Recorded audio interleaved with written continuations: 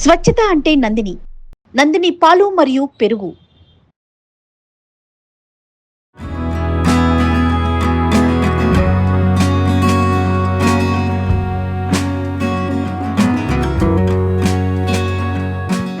Nandini milk సమర్పించు Ugadi special episode కి స్వాగతం. సుమన్ టీవీ ప్రేక్షకులందరికీ ఉగాది శుభాకాంక్షలు. నమస్తే రమగారు, మీకు కూడా ఉగాది శుభాకాంక్షలు. నమస్తే జయ, ఉగాది శుభాకాంక్షలు. సుమన్ టీవీ ప్రేక్షకులందరికీ ఉగాది శుభాకాంక్షలు. ఉగాది పండుగ వచ్చేసింది. షడ్రుచులతో చక్కగా ఉగాది పచ్చడి చేసేసుకుంటాం మనం ప్రతి సంవత్సరం. నాకు వేప చెట్టు చూడగానే మీరు గుర్తొస్తారు అమ్మగారు. మీకు చాలా ఇష్టం కదా. చాలా దానికి తోడు చిగురు గురించి ఎప్పుడు చెప్తూ ఉంటారు, వేప చిగురు తినేస్తానని. ఆల్మోస్ట్ ఇక్కడ కూడా కొంత వెళ్ళిపోయిందండి రమగారికి. అలాగా చాలా మంచిది కదా. ఇది ఉందా చూడు, ఇవన్నీ వదిలేసి చివరి చూడు ఎంత బ్యూటిఫుల్ గా ఉందో. అదే కదా, అద్భుతం. ఆ చివరి 4 ఆకులు అలాగా తుంపి మై గాడ్ సూపర్. తినేస్తే బాగుంటుంది. అవును, రక్తం శుద్ధి అవుతుంది ఆ వేపతోటి. వేప గాలితో లంగ్స్ శుద్ధి అవుతాయి. అవును, వేప లోపలికి వెళ్తే పొట్టలో రకరకాల పారాసైట్స్ ఉంటాయి, మొత్తం క్లియర్ అయిపోతాయి. కానీ వేప గాలి తగలటం ఎంత అదృష్టం కదా కదా రమ్మగారు. చాలా అదృష్టం. ఒకవేళ మనకు చుట్టుపక్కల ఎక్కడైనా ఉండి వాటి కింద నుంచి మనం నడవగలిగే అవకాశం ఉంటే సూపర్. అవును, మన స్టూడియో చూసారా రమ్మగారు, మామిడి ఆకులతో ఎంత బాగా మన పిల్లలు మొత్తం మన యూనిట్ కెమెరా యూనిట్ మొత్తం కలిపి చేశారండి. చిలకలు కూడా బాగున్నాయి చూడు, చక్కగా అన్ని చేశాడు. చిలకలు బాగున్నాయి, చాలా బాగున్నాయి కదా. మార్నింగ్ నుంచి చేస్తానే ఉన్నారు రమ్మగారు. అంటే న్యాచురల్గా ఉండాలని చెప్పేసి చక్కగా మామిడాకులు వేపాకులు అన్నీ కలిపి చేసేసారు.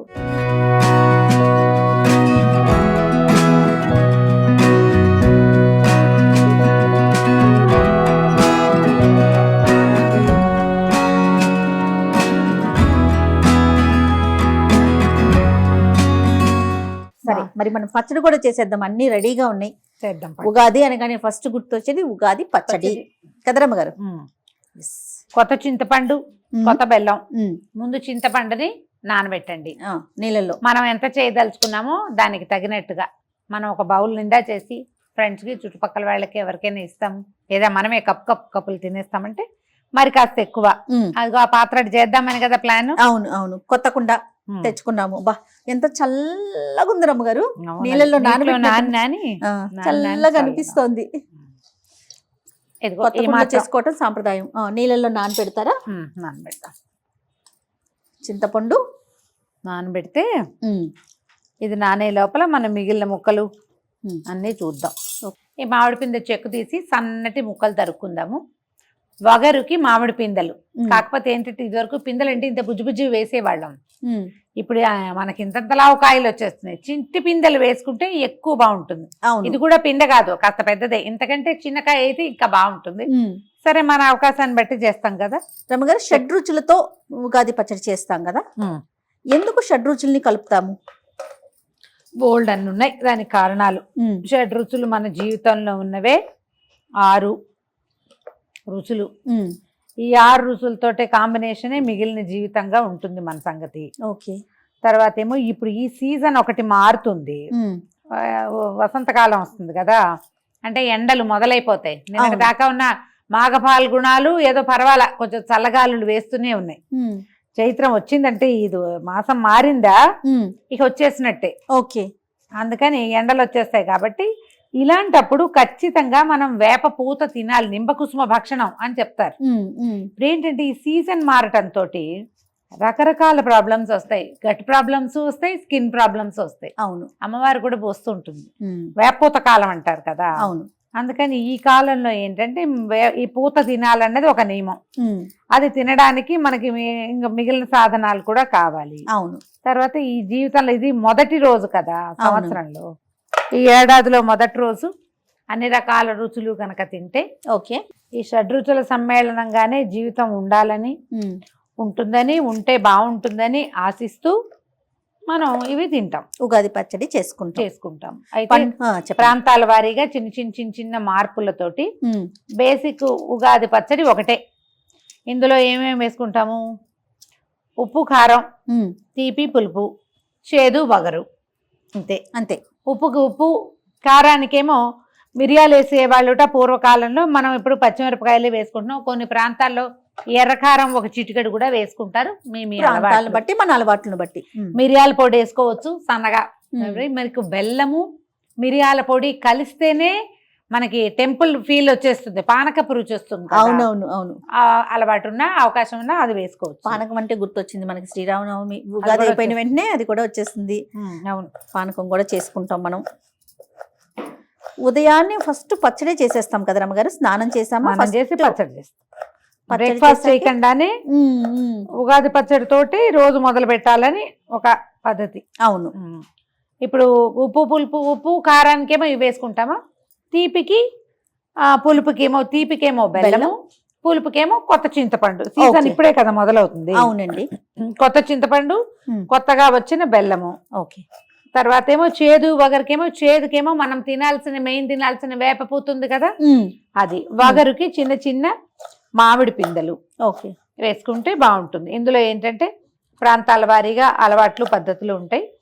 ఈ తీర్థానికి తీర్థం, ప్రసాదానికి ప్రసాదంగా పోతుంది కాబట్టి అరటిపళ్ళు అలాంటివి వేసుకుంటే, ఖర్జూర పళ్ళు గుజ్జుగా వస్తుంది, తినడానికి కంఫర్టబుల్ గా బాగుంటుంది. నేనైతే అరటిపళ్ళు వేస్తాను, ప్రతిసారి వేసుకుంటూనే ఉంటాం. దానిమ్మ గింజలు వేసుకునే వాళ్ళు, జామ పళ్ళ ముక్కలు వేసుకునే వాళ్ళు, చెరుకు ముక్కలు వేసుకునే వాళ్ళు, మీ ప్రాంతాల పద్ధతులను బట్టి అవునండి మీరు వేసుకోవచ్చు.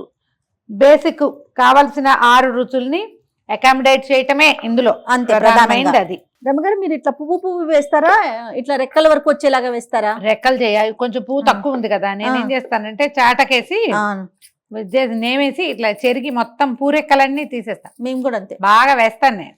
పుష్కలంగా వాడతారు మీరు. వేప మొదటి రోజునే మొత్తం తినిపించేయడానికి ట్రై చేస్తాను. మనం కొంచెమే ఉండగా మొత్తం వేసేసుకుందాం, వేసేసి అందరం తినాలి కదా. ఓకే, మామిడికాయ ముక్కలు వేసాము. ఈ లోపల నేను చింతపండు ఒకసారి ఓకే పిసికి చింతపండు గుజ్జు వేసేసుకుందాం అందులో.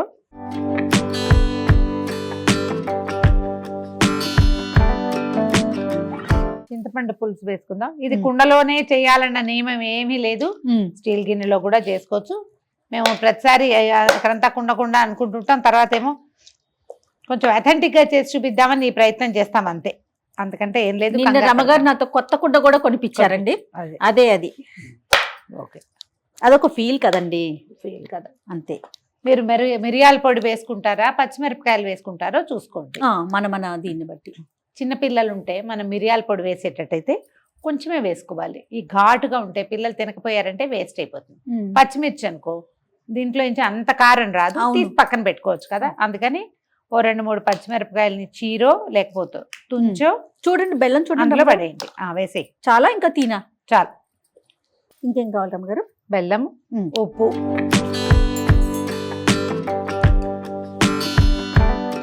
మనం వేసిన చింతపండుకి అనుగుణంగా వేసి తగినంత.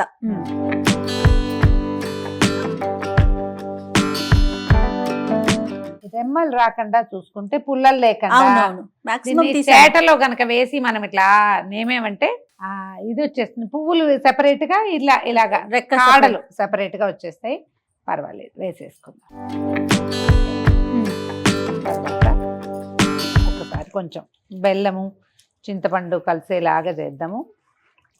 అరటికాయ తీయనా, అరటిపళ్ళు వేసుకుందాము. ఇప్పుడు ఇది చూడండి, మనం ఇంచుమించుగా రుచులు కావాల్సినవన్నీ వేసేసాం. ఉప్పు కారం వేసాం, అవును, పులుపును తీపి వేసేసాము, చేదు వగరు వేసేసాం. తీర్థం, ప్రసాదానికి ప్రసాదం చక్కగా వచ్చింది. చక్కగా కొంచెం అరటిపండు పడితే కొంచెం గుజ్జుగా వస్తుంది. ఒక 4 ఖర్జూరాలు కూడా వేసుకోవచ్చు. కాస్త తీపి, బెల్లం తగ్గించి ఖర్జూరాలు వేసుకోవచ్చు. బెల్లం మెయిన్.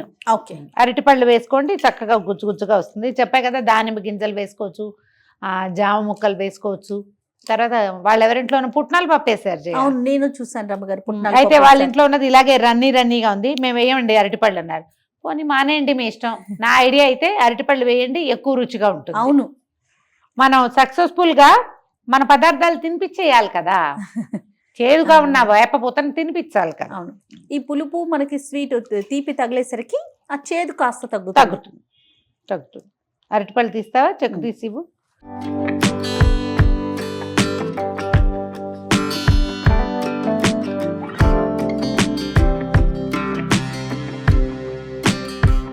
అట్టే రన్నీగా పరిగెత్తకుండా పంచామృతం లాంటి లుక్ వచ్చేలాగా చేయండి, అప్పుడు బాగుంటుంది. అరటిపళ్ళు కూడా చూడటానికి పచ్చిగా అనిపిస్తున్నాయి కానీ పళ్ళే చెరుకుతోటి కలుపుతారు జయ. అవును, కొన్ని చెరుకు చోట్ల ముక్కలు చెరుకు ముక్కలు వేసుకుంటారు. కూడా చిన్న చిన్న ముక్కలు తీసి వేసుకుంటారు. నాకు ఒక సిద్ధాంతం ఉంది. పచ్చిమిరపకాయలు అయితే తీసి పక్కన పెడతాం కానీ ఈ నోట్లోకి వచ్చింది నమిలి ఉమ్మేయకూడదని నా ఫీలింగ్ జయ. నేను అలా అనుకుంటా. మరి పచ్చిమిరపకాయలు ఏం చేస్తారు? అందుకని పచ్చిమిరపకాయలు ప్లేట్లో వేయకుండా చేతిలో పెట్టకుండా పక్కన పెడతాం. అందులో నుంచి రుచే వస్తుంది. నేనేం చేయాలి, ఒక 4 మిరియాలు దంచి అది వేసుకుంటాం వేస్తారా? అంతే. రమగారు, మన తెలంగాణ వాళ్ళు, మన కెమెరామెన్లు వాళ్ళు చెప్తా ఉన్నారు, మహేష్ సన్ని వీళ్ళంతా సోంపు ఉంటుంది కదా అది వేసుకుంటారట. తర్వాత గసగసాలు, నాకు గసగసాల మీద డౌటే, వీళ్ళకి ఏం చూసి దేన్ని గసగసాలు అనుకుంటున్నారో మరి, కానీ గసాలు కూడా వేస్తామని చెప్తున్నారు. కొబ్బరి వేస్తామని చెప్తున్నారు. ఇలా ఇట్లా తినేలాగా కాదు, తాగేలాగా చేసుకుంటామని. ఇట్లా ఒక్కొక్క ప్రాంతాన్ని బట్టి ఒక్కొక్కలాగా చేసుకుంటాం కదండి. అదే నేను ప్రతిసారి ఈ మాట చెప్పాలనుకుంటా జయ. ఇదేంటి ఇలా చేస్తారు, అలా చేయాలి కదా అని అలాంటి కొన్ని కామెంట్లు కనపడుతూ ఉంటాయి. ఇలా చేస్తారా, వీటిని ఇలా చేయకూడదు అని. ఇదే చెయ్యాలన్న నియమం ఎప్పుడూ ఉండదు. మనం ప్రతిసారి మనం ఎవ్రీ డిస్కషన్లో ఒకటే మాట చెప్తాం. మీ ఇంట్లో, మీ ప్రాంతంలో, మీ ఊళ్ళల్లో మీ పద్ధతి, మీ సమూహానికి ఉండే పద్ధతిని మొదట నేర్చుకోండి. ఇది పై పద్ధతి అంతే. ఇప్పుడు నన్ను ఏం చేసినా నాకు ఇదే కావాలి, ఎక్కడికి వెళ్ళినా ఇలాగే చేసుకుంటాం. అలవాటు అది. మా ఇంట్లో పద్ధతి, మా ఊళ్ళల్లో మేము ఇలాగే చేసుకుంటాం. మళ్ళీ మన ఊళ్ళల్లో కూడా అందరి ఇళ్లలోనూ ఇది ఉండదు. వాళ్ళు ఏ అనంతపురం నుంచి ఎక్కడి నుంచో సెటిల్ అయ్యారనుకో, వాళ్ళు ఇంకో రకం చేసుకుంటారు. కదా రమ్మగారు, ఎవరి ఈ రుచి కూడా నచ్చచ్చు వాళ్ళకి. కాకపోతే ప్రధానంగా ఈ షడ్రుచులు ఇవి మాత్రం మెయిన్. ఇది మెయిన్. తర్వాత మన ఇష్టం కదా, మీరు ఏం వేసుకుంటామంటే అవి వేసుకోవచ్చు. ఇప్పుడు గసాలు అవన్నీ రుచుల్లో లేవు, అవన్నీ మసాలాలు కదా.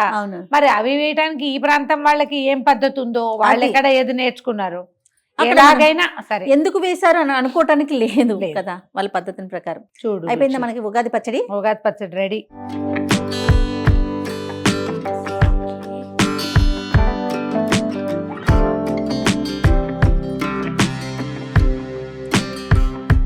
ఏమేం రుచులు తగులుతున్నాయో చెప్పు. చకచక కళ్ళు మూసుకుని.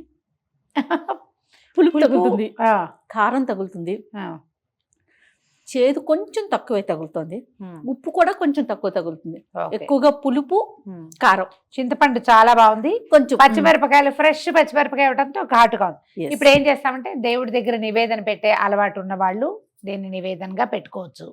నివేదన పెట్టాం, మనం ఒట్టిగా తింటాం అనుకోండి. మనం చేయటం అయిపోయాక మనం ఎవరికైనా చేతిలో ప్రసాదంగా పెట్టేటప్పుడు మిర్చి తీసి పక్కన పెట్టేసేయండి. అవును, షడ్రసోపేతమైన ఉగాది పచ్చడి రెడీ. మేము ఈ పద్ధతుల ప్రకారం పండగ చక్కగా జరుపుకోండి.